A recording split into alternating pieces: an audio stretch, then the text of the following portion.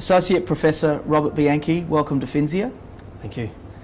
Robert, you're down here for the Think 20 conference as part of the G20.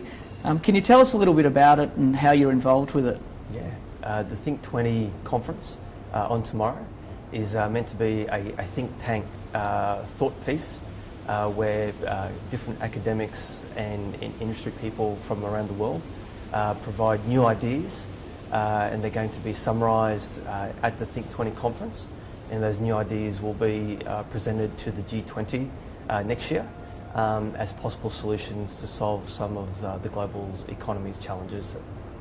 And you've got a meeting with the state treasurers on Thursday. Yes. What are you planning to say to them?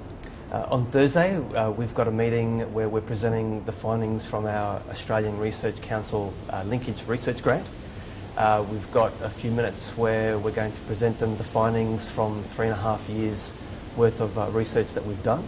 We're hoping it'll help inform the state treasurers and will allow them to make better policy decisions in the future. And some of the challenges you've identified in your paper to the Think 20 conference talks to fiscal constraints and public debt, Yes. excessive levels, the challenges in the global banking regulation, in particular higher liquidity obligations from Basel III, and the obviously the unique investment characteristics of infrastructure. Yes. Do you see those as the three key challenges preventing infrastructure construction, certainly greenfield construction here in Australia? Absolutely. It's quite clear that superannuation funds aren't willing to bear the risk of new greenfield infrastructure projects. So government policy is all designed in trying to get greenfield projects up and running, and yet they want superannuation funds to provide the investment financing for them. It's quite clear that there's a chasm there on expectations. Our paper that we'll present to the Think 20 is all about government providing the greenfield financing first and to get the infrastructure up and running. And when the infrastructure is a mature project, there will be the expectation of government being able to on-sell that project to the superannuation industry. The superannuation industry likes that type of arrangement because they're purchasing a piece of infrastructure with well-known cash flows, well-known risks that are already identified. And at the greenfield stage, it's very hard for superannuation funds to evaluate those types of risks. And governments looking to build this infrastructure, obviously our state governments at the moment are carrying debt levels that they don't want to sort of exceed too much more. How are they going to be able to, finance these projects with the fiscal constraints in front of them? Yep. The fiscal austerity and the environment that we're in places those constraints on government. One solution that's been offered is the recycling of mature infrastructure assets. So it's the process of privatising current assets and using those funds to invest and to fund new infrastructure projects. The other one, and these are all sort of public sector finance solutions.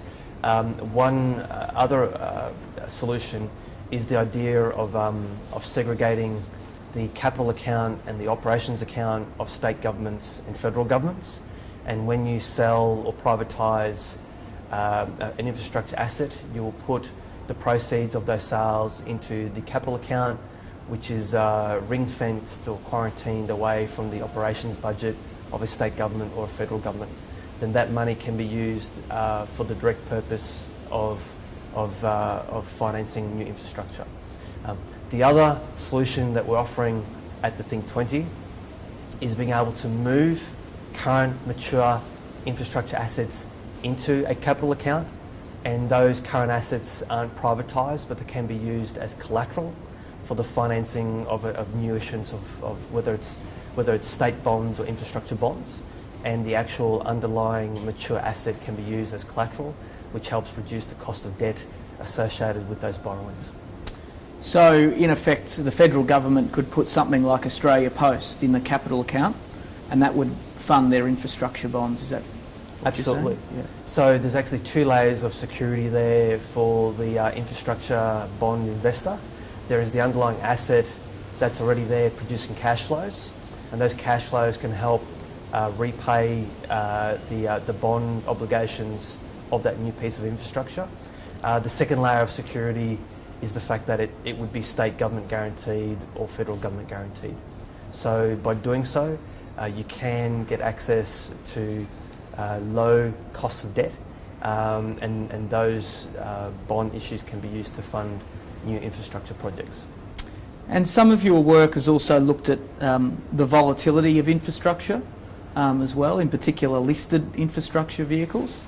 Yes. How has Australia's listed infrastructure market fared against international counterparts?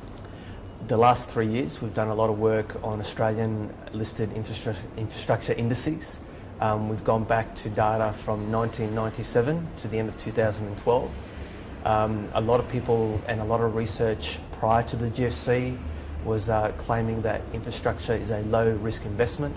When we've actually looked at the data and the returns and the risk characteristics of those types of investments, it's quite clear that infrastructure is not a low risk investment. So the idea that you're investing in something that is stable and low risk is not the right way to describe the characteristics of infrastructure. In a post-GFC world, when we're trying to raise new finance for new projects and infrastructure, we've got to be mindful that we are dealing with projects that do have moderate levels of risk.